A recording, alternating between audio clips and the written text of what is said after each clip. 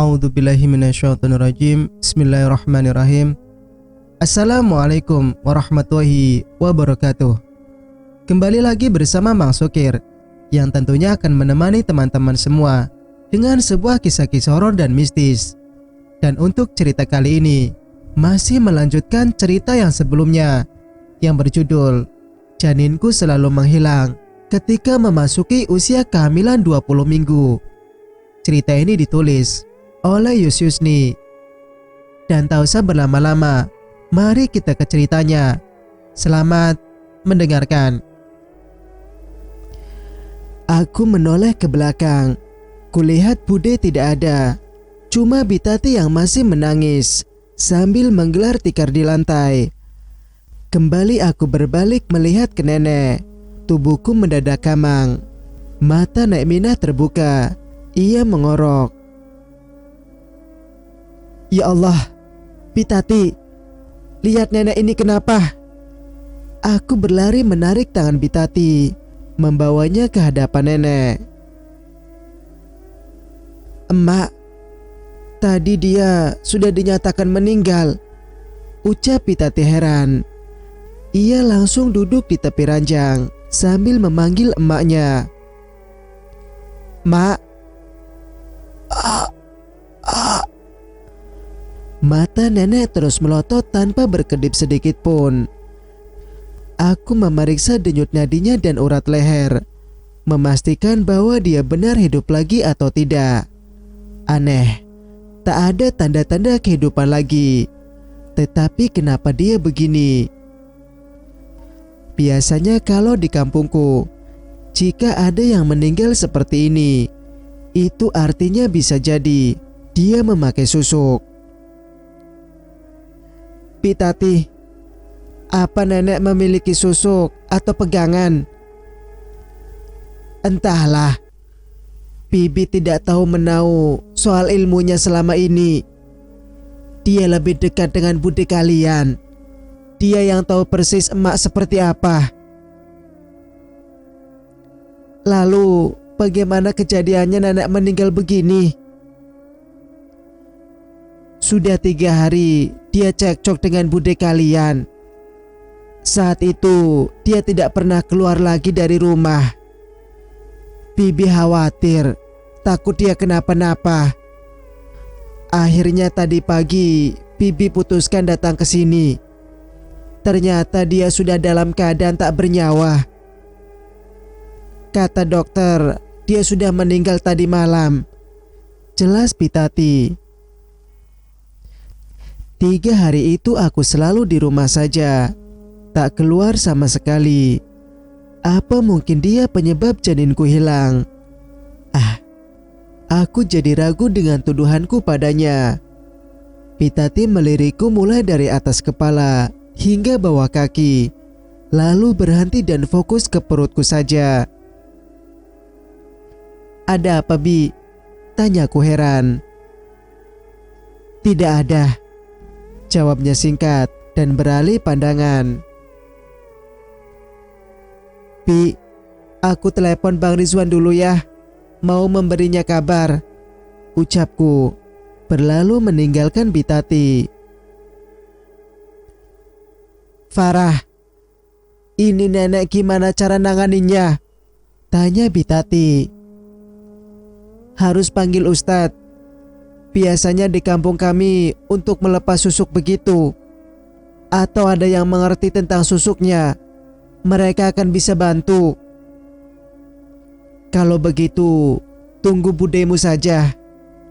Aku mengangguk dan keluar ke depan teras, lalu menghubungi suamiku. Berkali-kali kulakukan panggilan, tetapi tidak diangkat sama sekali. Aku terus mondar-mandir di depan sambil berkacak pinggang dengan satu tangan.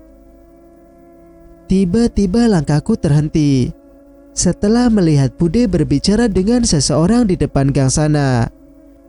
Sesekali Bude menoleh ke belakang agar dia tidak curiga. Aku mengalihkan pandangan, pura-pura tak memperhatikannya.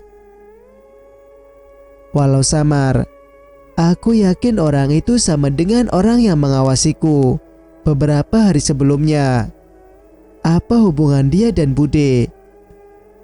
Aku tak sabar, hanya berdiam diri saja mencuri pandangan ke arah mereka. Aku memutuskan pergi menghampiri mereka.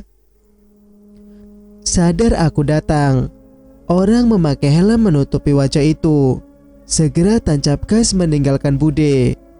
Aku berlari mendekati pada Bude yang terlihat gelagapan. Aku berlari mendekat pada Bude yang terlihat gelagapan.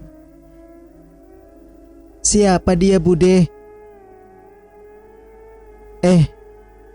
Itu ada orang yang bertanya alamat seseorang, jawab Bude gugup. Aku mengernyit. Bude semakin terlihat salah tingkah. Kenapa firasatku bilang kalau mereka berdua ada hubungannya?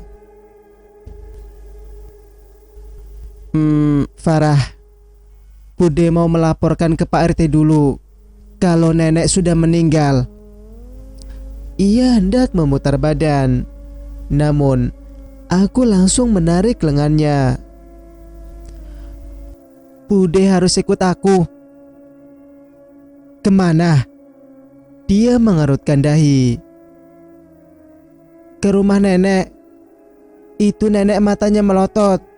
Dia juga mengorok. Apa? Jangan ngada-ngada kamu. Emak itu udah meninggal dari kemarin. Kemarin? Bukannya Bitati bilang bahwa menurut keterangan dari dokter, nenek meninggal tadi malam. Aneh sekali. Ponselku terus berdering. Aku pun segera mengangkatnya yang ternyata panggilan dari suamiku. Bude pun melangkahkan kaki untuk pulang kembali ke rumah Nek Minah. Ia selamat dari kecurigaanku sementara waktu. Halo, Assalamualaikum Bang. Waalaikumsalam. Sayang, ada apa? Kamu kok nelpon abang sampai 20 kali? Bang, nenek meninggal. Apa? Innalillahi wa inna ilaihi roji'un. Kapan? Menurut keterangan dokter, dia meninggal tadi malam. Tapi baru ketahuan oleh Bude dan Bitati tadi pagi. Karena nenek beberapa hari ini selalu berkurung di rumah. Astaghfirullahaladzim. Kok bisa baru ketahuan sih? Apa mereka nggak nengokin nenek tiap hari ke rumahnya? Nggak tahu. Masalahnya mata nenek melotot terus. Dia juga mengorok. Padahal aku sudah memeriksa denyut nadi dan urat lehernya untuk memastikan. Tapi emang tidak terasa lagi. Biasanya orang yang begitu karena masih ada pegangan atau susuk yang bersemayam di tubuhnya karena belum dilepas. Kasihan Bang, jenazahnya juga bau karena ada darah yang keluar dari dubur, entah kemaluannya. Aku tak tahu karena belum memeriksanya lebih jelas. Apa sudah dilaporkan kematiannya pada Pak RT setempat? Belum. Aku juga curiga dengan Bude Bang. Gini aja, abang buruan pulang. Aku akan coba memanggil dokter untuk datang kembali memeriksa nenek. Iya sayang, kamu harus hati-hati ya. Abang akan minta izin untuk segera pulang. Bang, coba abang cari ustadz yang bisa menangani hal ini. Kasihan jenazahnya sampai dibiarkan lama seperti itu. Iya sayang. Assalamualaikum. Waalaikumsalam. Ku akhiri panggilan kami dan menghembuskan napas berat. Aku berinisiatif untuk langsung menemui dokter yang menangani nenek tadi di rumahnya. Untung tidak begitu jauh dari rumah kami, hanya berjarak 300 meter. Aku memilih berjalan kaki untuk sampai ke sana. Setibanya di sana, aku menemui dia agar datang kembali dan melihat kondisi nenek lagi. Dokter terlihat heran saat melihat jasad nenek yang masih bereaksi. Padahal ia sudah memastikan bahwa nenek telah meninggal 1 jam yang lalu. Astagfirullah, bagaimana bisa begini? Tadi pas saya periksa tidak bereaksi apa-apa, ucap Bu Dokter heran. Entahlah dok, tadi saat saya kemari juga melihat nenek sudah menutup mata. Tapi tiba-tiba aja begitu, mana ngeluarin darah juga lagi, ucapku. Gimana ini dok? Tanya Bitati terisak. Ia tampak sedih, sedangkan Bude hanya menunduk dan sesekali mencuri pandang ke arah kami. Saya juga nggak mengerti bu. Secara medis Nek Minah sudah meninggal. Aneh sekali. Tolong Bu Dokter, jangan bilang pada semua orang bahwa ibu kami keadaannya begini, ucap Bitati sambil meraih tangan Bu Dokter, memohon. Iya Bu. Aku masih fokus melirik Bude yang hanya berdiri di tiang penyangga rumah. Ia sama sekali tak mau mendekat pada kami yang tengah duduk di tepi dipan di dekat jasad nenek.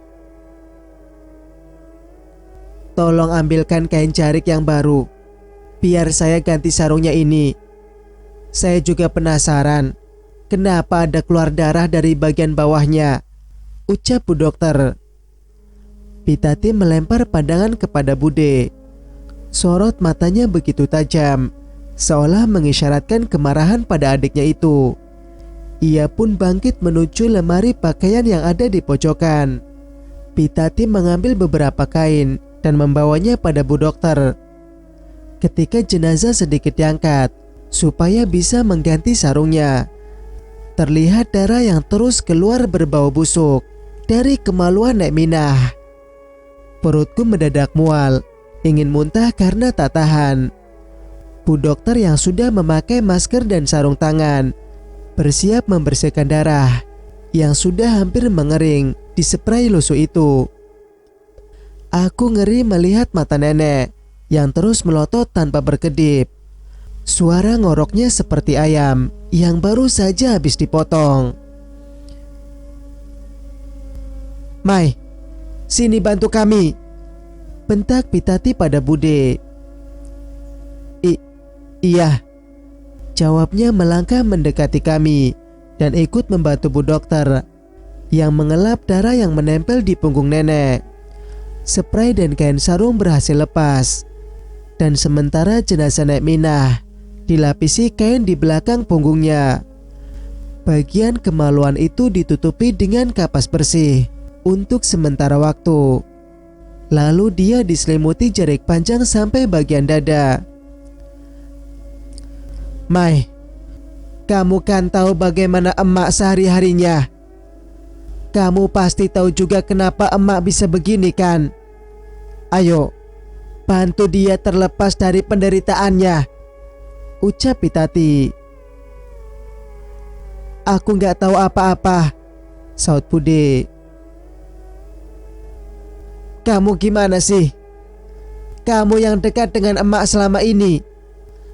Sedikit banyaknya kamu pasti tahu bagaimana menghilangkan pegangan emak kan?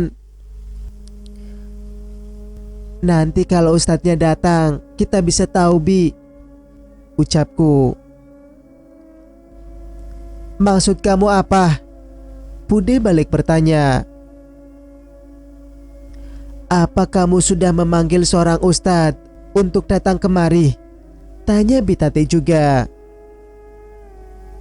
Iya, kalau menurut orang di kampungku, kalau seseorang sudah dinyatakan meninggal, tapi keadaannya seperti nenek begini, biasanya mereka memakai susuk. Itu harus dilepas agar bisa dikuburkan dengan layak, jawabku. Iya, Bibi setuju, saut Bitati. Bude hanya tertegun memandangi wajah Nek Minah yang semakin pucat pasi. Ia mencoba berjongkok sedikit, lalu terlihat sedang membisikkan sesuatu ke telinga Nek Minah.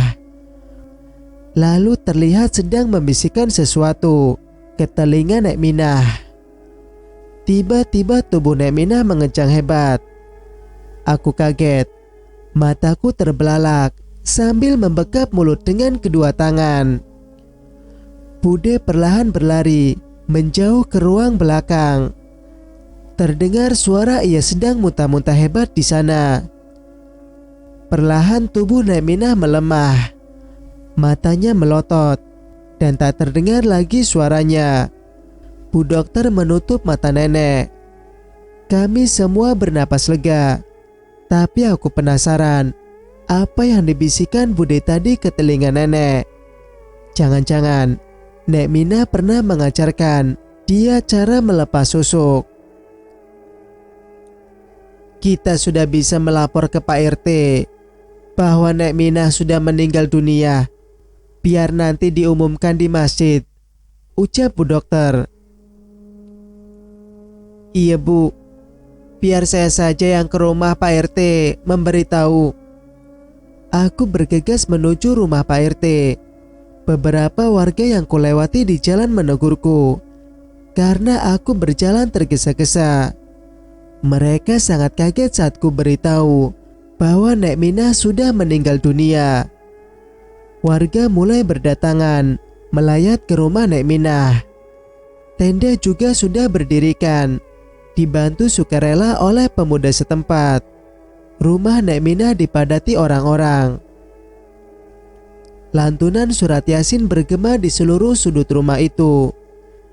Pitati terus menangisi ibunya, sementara Bude tak terlihat lagi batang hidungnya. Suamiku sudah pulang bersama seorang ustadz. Aku langsung menghampiri dia dan menjelaskan semua yang terjadi. Berarti pegangannya sudah dipindah tangankan, ucap ustadz yang bersama suamiku setelah mendengar penuturanku. Kok bisa? Pada siapa dipindahkan? Tanya suamiku mengerutkan dahi. Salah satu keturunannya. Apa itu Bude? Dia juga berbisik di telinga Nek Minah. Setelah itu, barulah jenazah Nek Minah gak mengorok ataupun melotot lagi matanya, sahutku. Wallahu a'lam nak, ucap Pak Ustadz. Sebaiknya kita segera melaksanakan pemandian jenazahnya. Iya Pak Ustadz. Bang Rizwan menghadap ke Bude dan meminta agar jenazah Nek Minah segera diurus pemandiannya. Singkat cerita, kini jasad Nek Minah telah terpendam di dalam tanah. Ia kembali kepada Sang Pencipta dengan membawa semua amal ibadahnya semasa hidup. Semua tinggal kenangan tentang dia dan kematiannya yang penuh misteri. Kami melangkah pulang ke rumah masing-masing setelah meninggalkan pemakaman. Aku langsung mencuci wajah dan menghempaskan botol tubuh di sofa sambil memijit-mijit dahi. Pikiranku terus tertuju pada Bude. Aku merasa dia menyembunyikan sesuatu dari kami. Kematian Nek Minah juga sangat janggal.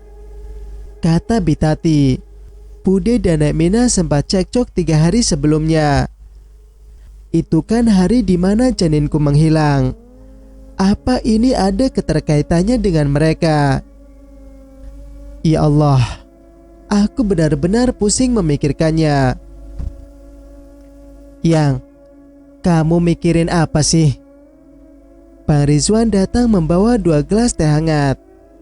2 gelas teh hangat. Satunya ia sodorkan padaku. Bang, gelagat Bude itu sangat mencurigakan loh. Tadi dia dipinta untuk melaporkan ke Pak RT. Malah aku lihat dia bertemu dengan seorang pria yang selalu mengawasiku beberapa hari terakhir di depan gang. Kan aneh. Seorang pria yang selalu mengawasiku beberapa hari terakhir di depan gang. Kan aneh. Aku coba menghampiri mereka.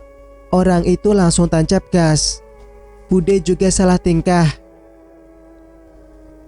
Apa orang itu orang yang sama beberapa saat sebelum janinmu hilang? Iya, abang baru ingat. Saat kamu tidur, abang keluar beli nasi padang. Terus jarak beberapa meter sebelum sampai rumah, abang lihat ada orang memakai helm melompati pagar rumah kita. Terus karena ketahuan, dia buruan lari ke seberang jalan, naik motor metik berwarna hitam metalik yang ia parkir di sana. Abang gak bisa ngejar lagi karena terhalang banyak kendaraan yang lalu lalang.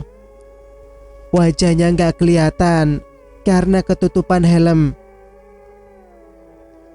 Gak salah lagi bang, sebelum janinku hilang, dia sudah beberapa hari mengawasiku. Motornya juga sama dengan abang lihat. Tapi apa hubungannya dengan Bude? Aku malah sempat suzon kalau janinku menghilang karena Nek Minah. Tapi entahlah, semoga dia tenang di sana. Pasti ada yang gak beres ini, ucap Bang Rizwan. Iya bang. Oh iya, Pitati juga pernah mengingatkanku dulu waktu di rumah sakit agar berhati-hati. Tapi aku gak ngerti berhati-hati dari siapa. Aku ingin menanyakannya, sepertinya waktunya kurang tepat. Apalagi masih dalam suasana berduka. Sayang, kita akan mencari tahu apa penyebab janinmu hilang. Abang tidak akan memaafkan orang-orang yang sudah membuat calon anak kita tiada begitu saja, tegas Bang Rizwan dengan rahang mengeras. Aku menyandarkan kepalaku di bahu Bang Rizwan. Kurasakan kecupan hangat ia daratkan ke pucuk kepalaku. Jangankan Bang Rizwan, aku pun tak akan memaafkan orang yang sudah menghilangkan janinku.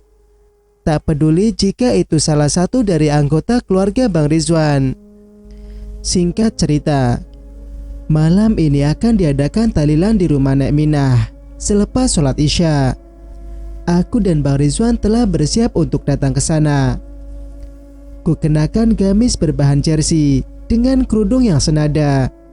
Suamiku juga tampil dengan koko yang ia pakai sewaktu mengimami aku sholat tadi. Sayang, udah. Iya bentar, teriakku dari dalam. Aku tengah memastikan semua yang kutinggalkan dalam kondisi aman. Karena aku orangnya sangat pelupa. Entah takut ada colokan yang masih tersambung atau apa. Alangkah baiknya memastikan dulu sebelum pergi. Akhirnya aku keluar sambil menutup pintu. Suamiku sudah menunggu dari tadi di depan. Bang Rizwan menggamit jemariku dan melenggang berdua pas sepasang kekasih sambil berjalan kaki.